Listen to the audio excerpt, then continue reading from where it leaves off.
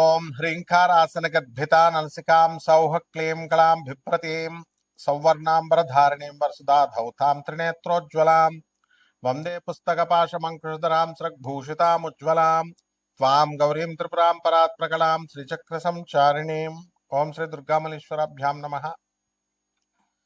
మనకి ఒక్కొక్కళ్ళు ఒక్కొక్క వృత్తి చేస్తూ ఉంటారు. చేసినా సరే ఆయన ఎదగలేకపోతూ ఉంటాడు. దానికి కారణం పూర్వజన్మ కర్మలు. అలాగే ఒక్కొక్కళ్ళు పెళ్ళిళ్ళు చేసుకుంటారు. పెళ్ళిళ్ళు చేసుకున్నప్పుడు ఏమవుతుంది, అవన్నీ కూడా భగ్నం అవుతూ ఉంటాయి, విడాకులు చెందుతూ ఉంటారు.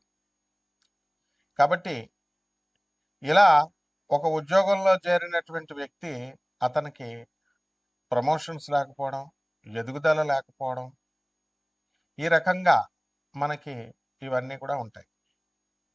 దీని అంతటికీ కారణము పూర్వజన్మ కర్మలు. పూర్వజన్మ కృతం పాపం రోగ రూపేణ పీడిత అన్నారు. కాబట్టి రోగాలలో కూడా మనం అనుకుంటూ ఉంటాం ఏంటంటే, చాలాసార్లు మనకి ఈ రోగం వచ్చిందండి, ఏ జన్మ పాపమో అని అనుకుంటూ ఉంటాం. కాబట్టి మనకి ఈ రోగం ఇప్పుడు ప్రస్తుతం తాత్కాలికంగా మనకు ఇప్పుడు వచ్చింది, తగ్గట్లేదని ఆవేశపడతాం. డాక్టర్ల దగ్గరికి వెళ్తాం, ప్రయత్నాలు చేస్తాం. కొన్ని దీర్ఘకాలిక రోగాలు ఉంటాయి. ఆ దీర్ఘకాలిక రోగాలు నయం కాకపోవడం అనేటటువంటిది కేతుగ్రహ ప్రభావం.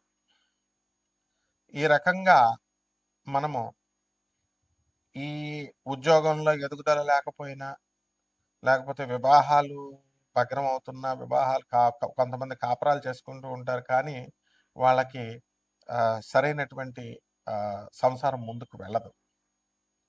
అలాగే సంతానం లేకపోవడం, సంతానం కలగకపోవడం, ఇవన్నీ కూడా ఉంటాయి. దీనికి సర్పదోషాలని, కాల సర్పదోషాలని, తర్వాత ఈ యొక్క కేతు దోషాలని, ఈ రకంగా మనం చెప్పుకుంటూ వస్తాం. అయితే చాలామంది ఏం చేస్తూ ఉంటారు, ఈ సర్ప ప్రతిష్ట, నాగ ప్రతిష్ట అని చెప్పి వేలాది వేల రూపాయలు తీసుకుంటూ ఉంటారు. తీసుకోవచ్చు, డబ్బులు తీసుకోవచ్చు, కానీ సర్ప ప్రతిష్ట చేసిన తర్వాత నీకు నయమైందా లేదా అది కావాలి. ఒక ఆమె బ్యాంక్ ఎంప్లాయీ మొత్తం 3.5 లక్షల రూపాయలు ఖర్చు పెట్టిందంట. ఖర్చు పెట్టి ఏమంటది, లాస్ట్కి ఈ యొక్క సర్ప ప్రతిష్టలు ఇవన్నీ చేశారు, నేను అప్పుల పాలు అయిపోయానండి, నేను అప్పులు చేసుకొని వచ్చానండి అని అంటుందన్నమాట. ఆ విధంగా ఈ యొక్క సర్ప ప్రతిష్టలు ఇవన్నీ కూడా చేయడం జరుగుతుంది. కాబట్టి ఈ ఈ యొక్క దీనికి ఏమిటి కావాలి అంటే, సుబ్రహ్మణ్యేశ్వర స్వామి వారి యొక్క ఆరాధన, ముఖ్యంగా ఓం శరవణ భవ అనేటటువంటి మంత్ర జపం చేసుకోవాలి.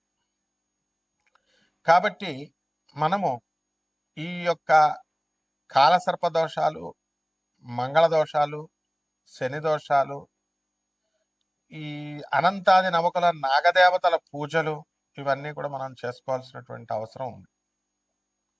అది ఇంట్లోనే చేసుకోవాలి, ఒకళ్ళు చేసేది కాదు. నీకు ఆకలేస్తే నువ్వు తినాలి, పక్కవాడు చేసేది కాదు.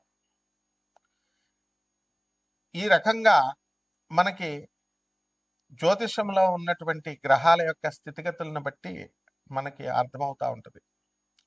గురువు రాహుతో కలిసిన, కేతువుతో కలిసిన గురు చండాల దోషము, దైవం పైన మనకి ఈ యొక్క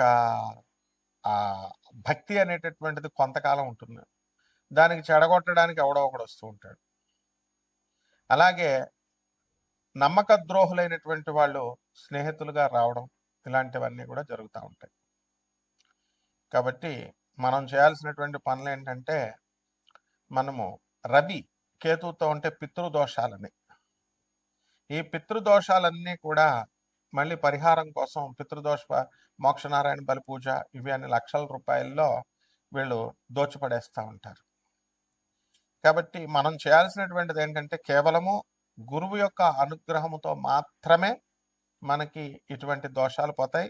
ఇటువంటి హోమాల వల్ల, యజ్ఞాల వల్ల, వీటి వల్ల ఏమీ ప్రయోజనం ఉండదు. కేవలం వాళ్ళ మాటల గారడీతో వాళ్ళు చెప్తూ ఉంటారన్నమాట. ఇలా 1,00,000 రూపాయలు ఇవ్వండి, మేము 10 మంది పంతులు గారులను పెట్టి లేకపోతే నలుగురికి పంతులు గారులను పెట్టి మేము చేస్తున్నాం. నీకు రిజల్ట్ అవుట్‌కమ్ అనేటటువంటిది, అవుట్‌పుట్ అనేటటువంటిది అవసరం.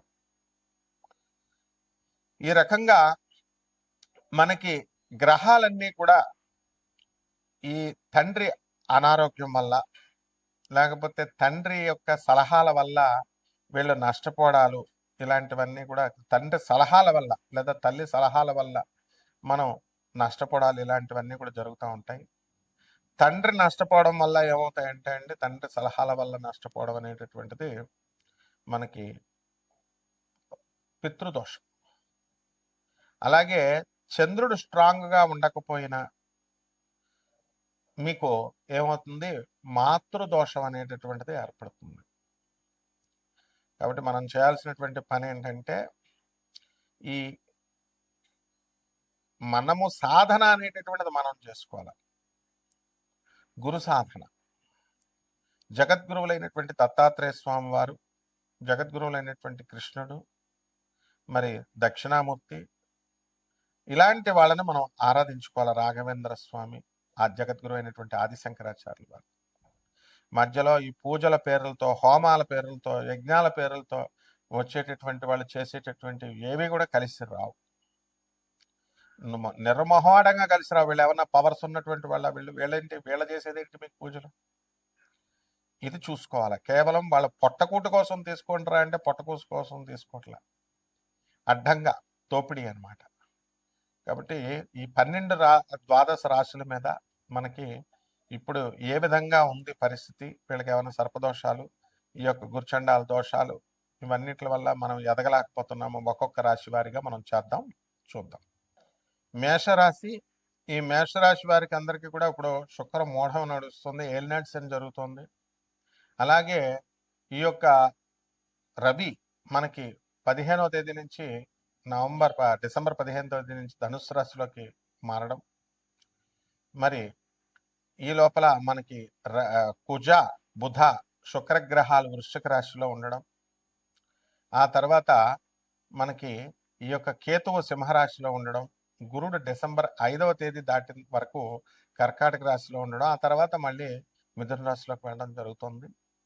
దీనివల్ల మేషరాశి వారి ఆదాయాలు కనుక మనం చూసుకుంటే గత వారం కంటే ఈ వారం తగ్గినాయి అని మనం చెప్పాలి. అలాగే ఖర్చులు కూడా అధికంగా మీకు పెరగడం అనేటటువంటిది జరుగుతుంది. అలాగే ఈ రాశి వారికి శత్రుపీడ అనేటటువంటిది ఎక్కువగా ఉంటుంది. మీరు నమ్మినటువంటి వాళ్ళే మీకు కూడా పెట్టుకుని తిరుగుతున్నటువంటి వాళ్ళే మీకు చెడు పబ్లిసిటీ చేయడము, ఇలాంటివి జరుగుతాయి. కాబట్టి ఈ యొక్క మేషరాశి వాళ్ళు మనం నేర్చుకోవాల్సింది ఏంటంటే, ఈ ఏలినాటి సమయంలో అపనిందలు పడడానికి అవకాశాలు ఉంటాయి. కాబట్టి దగ్గరగా ఎవరిని కూడా దరిదాపుల్లో కూడా రానివ్వకూడదు. అలాగే ఈ రాశి వారికి ఉద్యోగాలు ఉన్నటువంటి వాళ్ళకి వాళ్ళ యాజమాన్యాలు వాళ్ళ యొక్క వాళ్ళ యొక్క కష్టాన్ని ఇంకా గుర్తించదనమాట. కాబట్టి దానికి ఇంకా కష్టపడాల్సినటువంటి అవసరం ఉంది. రైతులు వ్యవసాయం చేసినప్పటికీ కూడా ఇంకా సరిగ్గా ఉండదు వాళ్ళకి ఆదాయాలు. అప్పులు అన్నీ కూడా ఇంకా తీరమన్నమాట. ఇంకా ఖరీదైనటువంటి వస్తువులు కొంటారు. మీ పిల్లల్ని మంచి మంచి చదువులు అనేటటువంటివి చదివించడానికి చాలా అప్పులు చేయాల్సినటువంటి పరిస్థితి వస్తుంది. అదేవిధంగా శత్రుపీడ అధికంగా ఉంటుంది. ఈ రకంగా ఈ మేషరాశి వారందరూ కూడా చేపల రొయ్యల చెరువులు, హోటళ్ళు, బట్టల వ్యాపారాలు అనేటటువంటివి కలిసి వస్తాయి. ఇనుము సంబంధించినటువంటి వ్యాపారాలు మనము చేయడానికి కుదరదు. కాబట్టి అవన్నీ కూడా చేసినట్లయితే లాస్ అవ్వడానికి అవకాశాలు ఉంటాయి. షేర్స్ స్టాక్ ఎక్స్చేంజ్లో మీరు గెలవడానికి అవకాశాలు ఉంటాయి. అలానే మేము ప్రోత్సహించాం. లాటరీలు, క్యాసినోస్ ఇలాంటివన్నీ కూడా వద్దన్నా సరే ఇటువంటి వాళ్ళు ఆడతారు. అలాగే చెడు ప్రవర్తన ఉన్నటువంటి వాళ్ళంతా కూడా మీకు దగ్గర పడ్డానికి, విశ్వాసఘాతకులు మీకు దగ్గర అవ్వడానికి అవకాశాలు ఉంటాయి.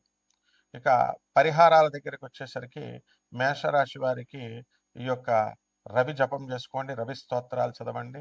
రవికి కిలోంపావు గోధుమల్ని ఆరెంజ్ కలర్ బట్టలనిచ్చి పేద బ్రాహ్మణులకి ఆదివారం నాడు ఉదయం 6 గంటలకి దానం చేసుకోండి.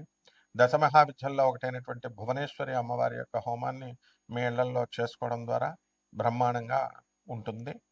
తర్వాత ఈ యొక్క ఆదివారం నాడు మనం బ్రహ్మచర్యాన్ని పాటిస్తూ పసుపు పువ్వులతో, ఆ సీజన్లో వచ్చేటటువంటి పువ్వులతో వీళ్ళు పూజ చేసుకోవడం ద్వారా మనకి ఈ యొక్క ఇంకా మన జాతకం మెరుగుపడడానికి అవకాశాలుంటాయి. శుభమస్తు.